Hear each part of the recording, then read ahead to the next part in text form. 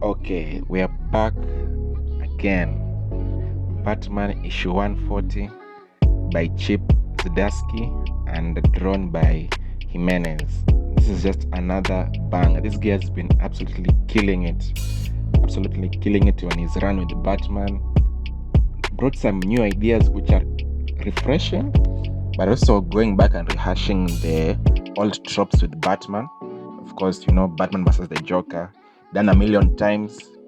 It gets old if done in a cheesy way, but he does it in a very unique way, whereby in this issue you can see it's basically Batman versus the Joker again, but this time it's with a twist. It's not really Batman Bruce Wayne in control.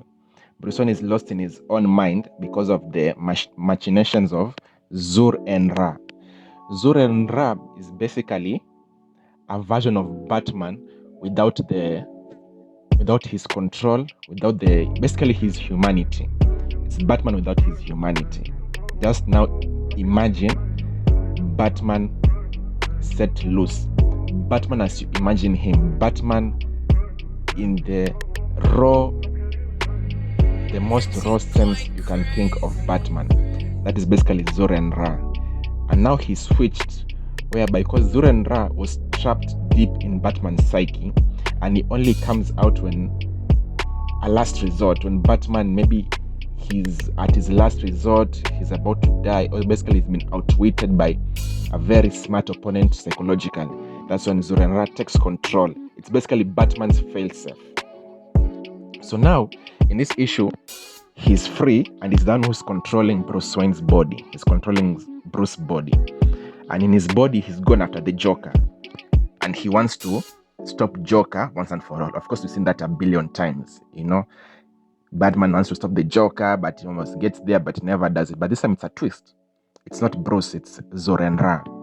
And now Batman is in his mind, lost in his mind, fighting different variations of Zur-En-Arrh from the multiverse, which I thought was really cool. We get to see the Dark Knight version, we get to see the 1960s Batman, we get to see the animated Batman. So it's really cool seeing all these characters pop in. And now they are those versions of Batman, but now in Zur-En-Arrh's form. So they are all those versions of Batman in their purest form. So now we have him in this mindscape, basically battling against them. They are basically telling him, join us in this fight. Your humanity it's making you weak, it's making you predictable, you are losing. But if you let Zur-En-Arrh take control, we can now finally end the crime in Gotham. You see, we basically have all of them pitching their stories, not necessarily their stories, but their cases to Bruce. But of course, Bruce says no, fights them, and it's an epic fight. You see, fighting all those versions of the Zur-En-Arrh, but from the other multiverse.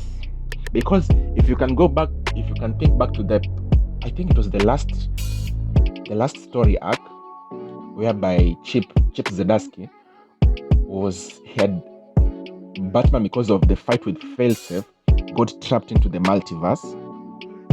And I think that's where he got into contact with these versions of Zur-En-Arrh.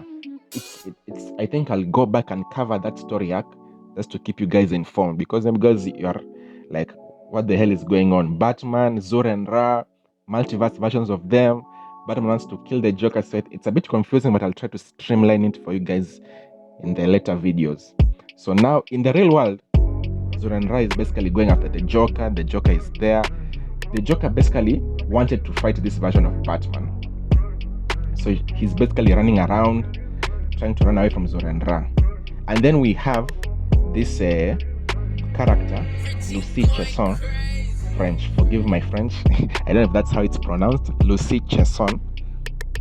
She's in this story and she's trying to see what's up with Bruce. So as she's going to meet Bruce, she finds out, no, this is not actually Bruce, this is Zur-En-Arrh. And Zur-En-Arrh basically tells her, get away from me, I want to go after the Joker. And in a moment, in that glimpse, Bruce kinda gets control, but just for a brief second, basically telling her, get the hell out of here. Things have basically hit the fan, so to say. And then we are back again. It's basically back and forth between the real world and the mindscape. So we have again Bruce fighting these versions of him. They seem like they're overwhelming him. And then he digs deep into his memories. He basically says that in his memory palace, he stores mnemonic images that visualize his strongest memories throughout his life. So he reaches to those memories to help him defeat these versions of Zur-En-Ra.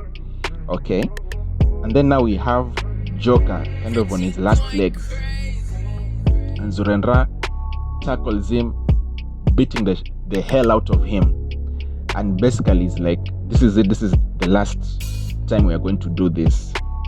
And then in that moment we kind of have like this interesting illustration, basically where Batman is literally fighting his way through all these minions of Zur-En-Ra from different multiverses, and Zur-En-Ra basically captures Joker in this epic shot, basically wanting to break his back, like the way Ben did in that classic issue when he breaks Batman's back. Similarly, now he's the one who's going to break Joker's back, because as you know, as much as it's Zur-En-Ra, he's not a murderer. He's just trying. He is Batman in the purest form, but Batman's number one rule, he doesn't kill. So he just wants to take out the Joker permanently, whether it's crippling him, or I think that's what he's going for. So he breaks Joker's back. And then back again, we have Bruce now fighting with the Dark Knight version. After he has faced all the other versions, he's basically facing the Dark Knight version, basically like a final boss type vibes. He fights him and then he beats him in the end. And when he beats him, he now restores himself back. Now he takes control of his mind and he basically comes back to the surface. He gets back to the surface and he's restored. He finds himself on a bed. He doesn't know what has happened, what is going on. That's now we get the cliffhanger. Zur-En-Ra basically says that this wasn't supposed to be the plan. The plan was for them to activate the Terminus project, something called the Terminus project, when their body was at its most weakest and was unable to go on. So basically, Zur-En-Ra has downloaded his consciousness into the fail-safe Batman robot. So if you think back to the previous issues, where the fail-safe robot is basically a version where he goes after Bruce. He's basically Bruce's fail-safe. If Bruce ever murders a human, he comes out to go and take out Bruce. So now Zur-En-Ra has downloaded his consciousness into that robot, and that's where it leaves us, an interesting cliffhanger. I'll be back again trying to cover the previous storyline so that you guys can be caught up. But it's a very brilliant issue. Can't wait to see what's up next. Thank you guys. Subscribe, like, and share the video. Cheers.